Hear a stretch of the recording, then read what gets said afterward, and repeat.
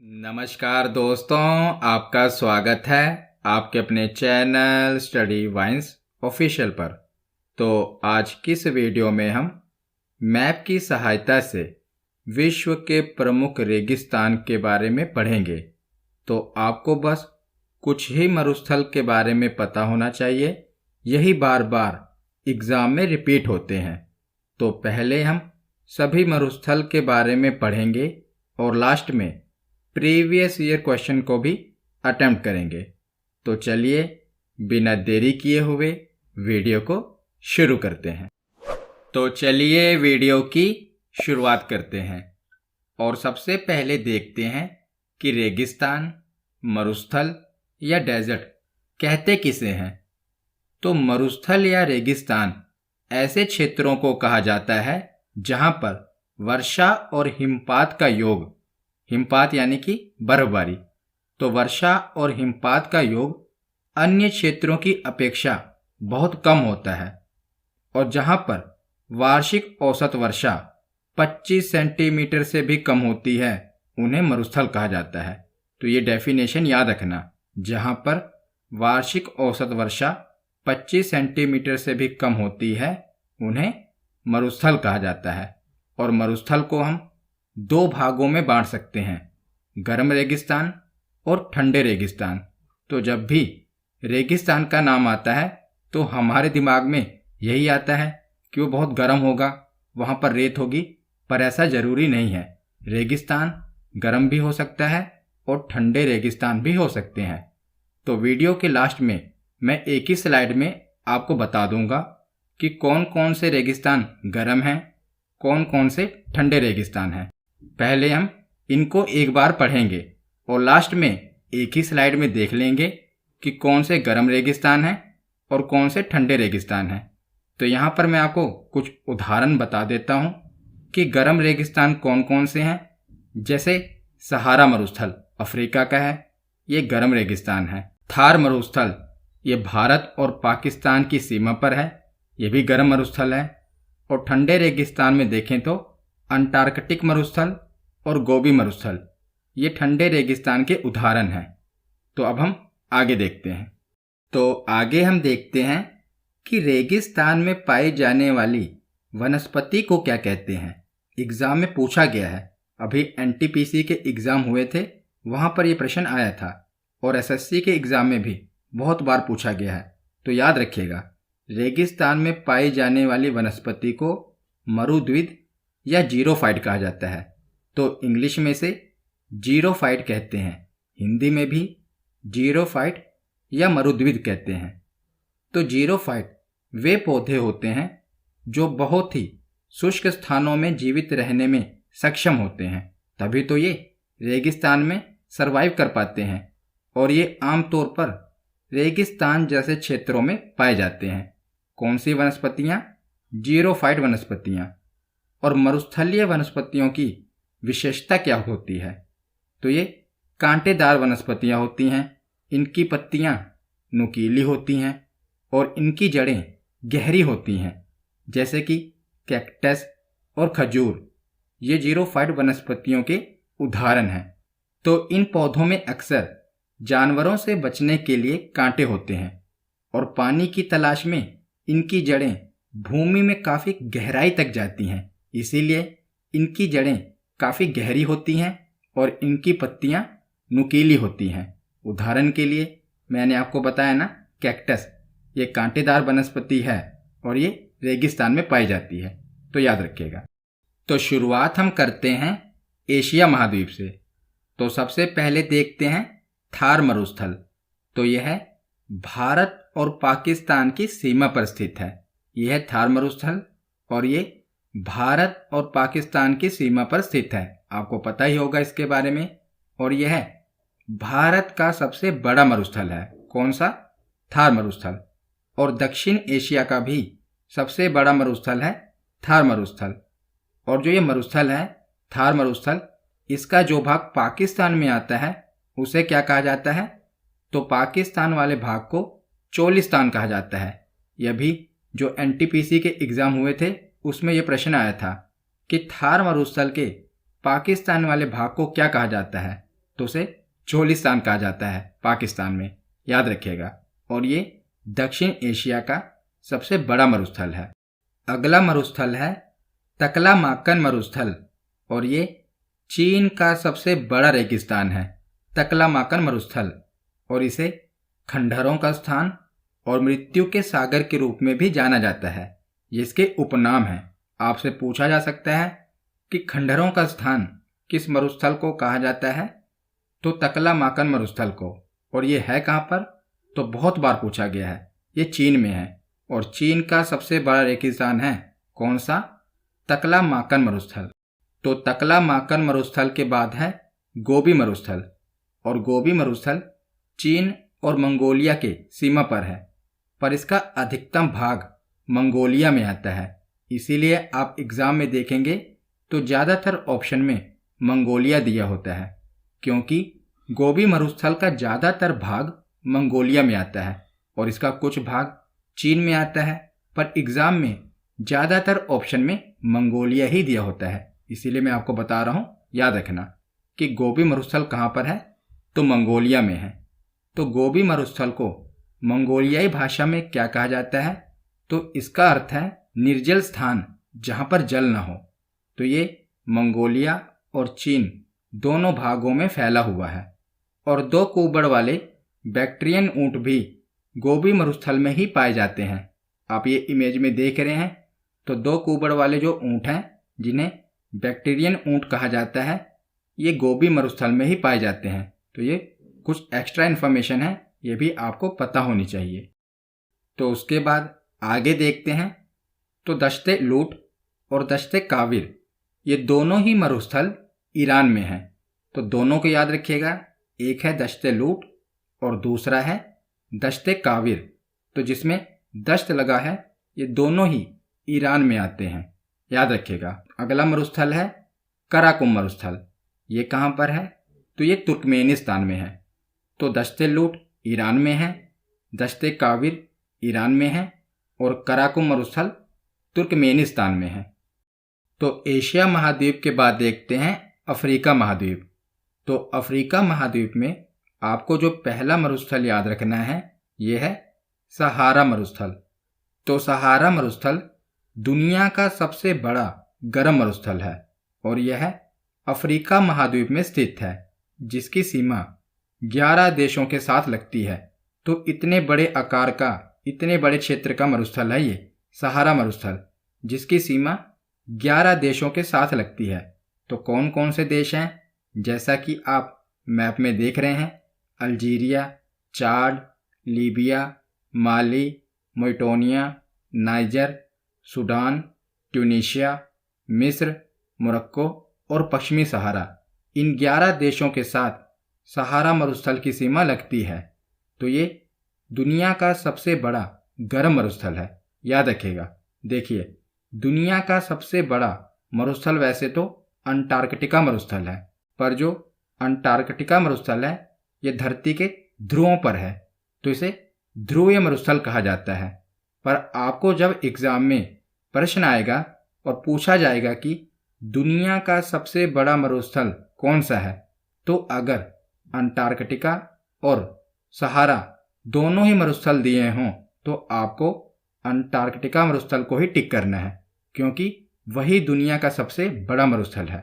पर अगर अंटार्कटिका मरुस्थल ऑप्शन में नहीं दिया, केवल सहारा मरुस्थल ही दिया हो, तो आपको सहारा मरुस्थल को टिक करना है कि सहारा मरुस्थल दुनिया का सबसे बड़ा मरुस्थल है, क्योंकि जो अंटार्कटिका मरुस्थल है ये ध्रुवों पर है, ये ध्रुवीय मरुस्थल है। इसीलिए जब भी एग्जाम में आए और दोनों ऑप्शन दिए हों, तो अंटार्कटिका मरुस्थल सही होगा। पर अगर अंटार्कटिका मरुस्थल नहीं दिया और केवल ऑप्शन में सहारा मरुस्थल दिया हो, तो सहारा मरुस्थल सही होगा। पर वैसे देखा जाए तो दुनिया का सबसे बड़ा मरुस्थल है अंटार्कटिका मरुस्थल, और दुनिया का सबसे बड़ा गर्म मरुस्थल है सहारा मरुस्थल। तो आशा करता हूँ आपको समझ में आया होगा।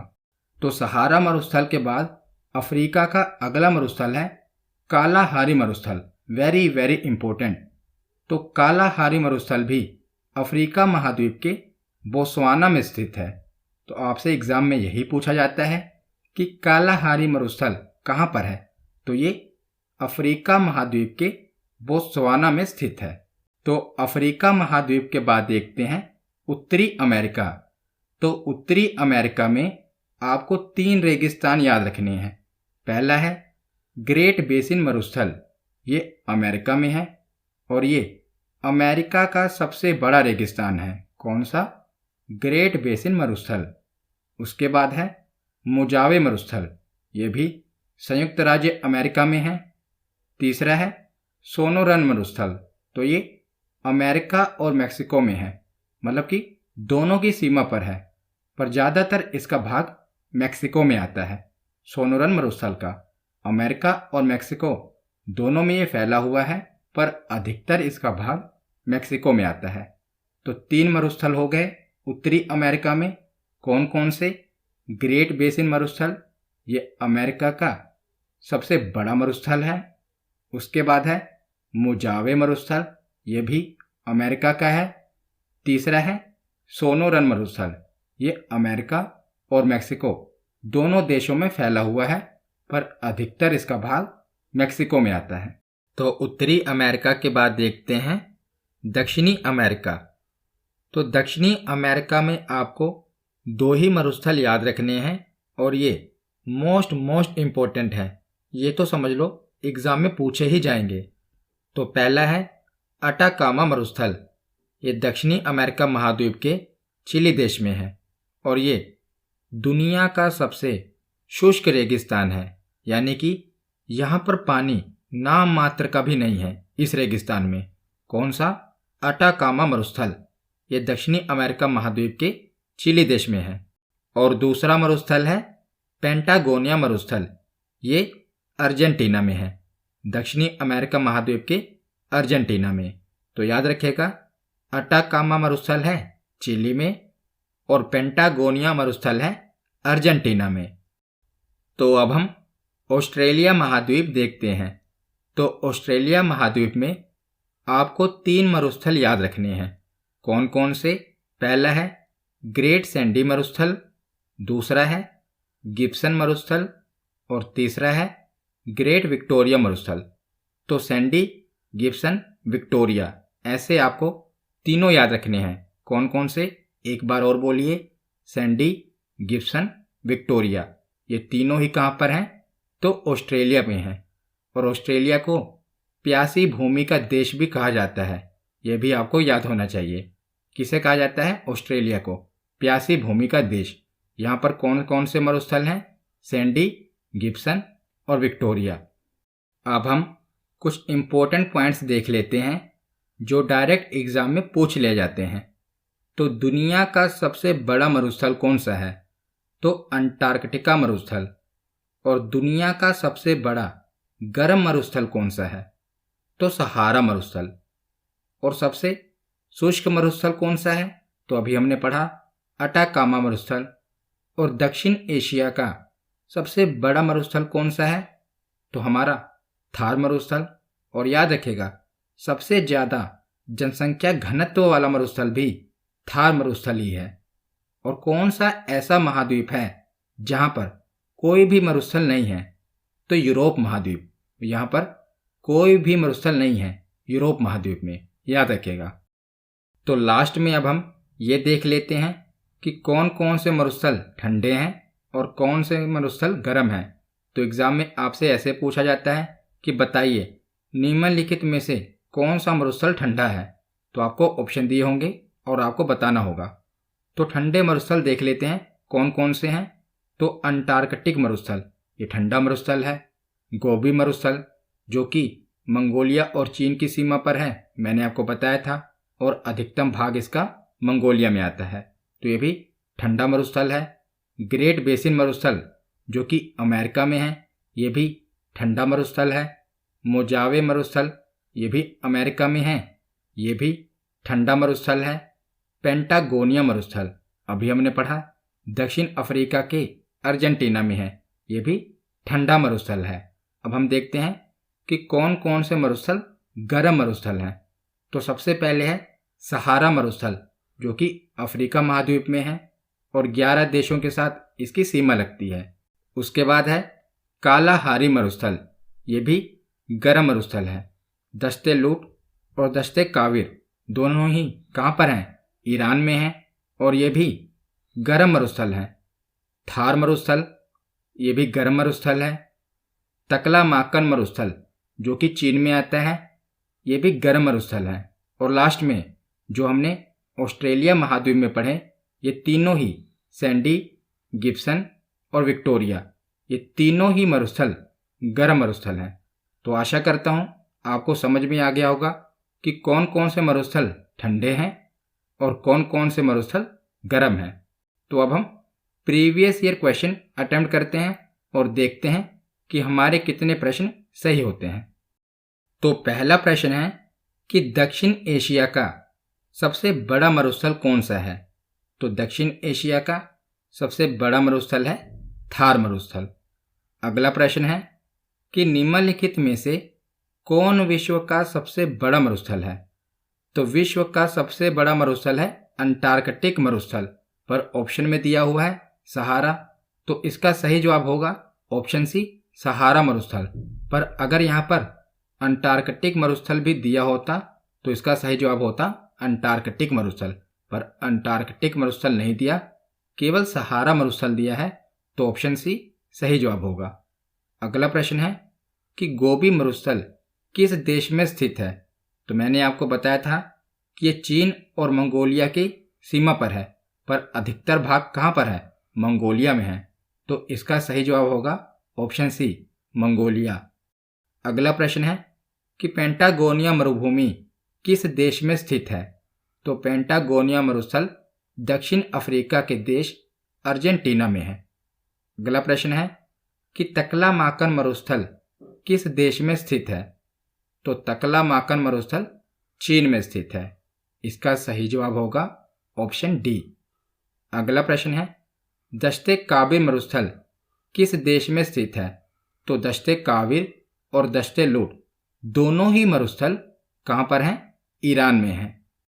अगला प्रश्न है कि विश्व में सबसे शुष्कतम मरुस्थल कौन सा है? तो सबसे शुष्कतम मरुस्थल कौन सा है? अटाकामा मरुस्थल, जो कि चिली में है। अगला प्रश्न है विश्व का मरुस्थल विहीन कौन सा महाद्वीप है? तो किस महाद्वीप में एक भी मरुस्थल नहीं है? तो ये है यूरोप महाद्वीप। अगला प्रश्न है सहारा मरुस्थल किस महाद्वीप में है? तो सहारा मरुस्थल अफ्रीका महाद्वीप में है। अगला प्रश्न है तो यहाँ पर आपको सूची 1 को सूची 2 से सुमेलित करना है। तो सूची 1 में मरुस्थल दिए हुए हैं और सूची 2 में देश दिए हुए हैं, तो आपको मिलाना है। तो पहला है गोबी, तो गोबी मरुस्थल कहाँ पर है? तो गोबी मरुस्थल मंगोलिया में है, तो पहला तो सही होगा। दूसरा है अटाकामा, अटाकामा मरुस्थल अर्जेंटीना में है, तो बी का तीसरा होगा।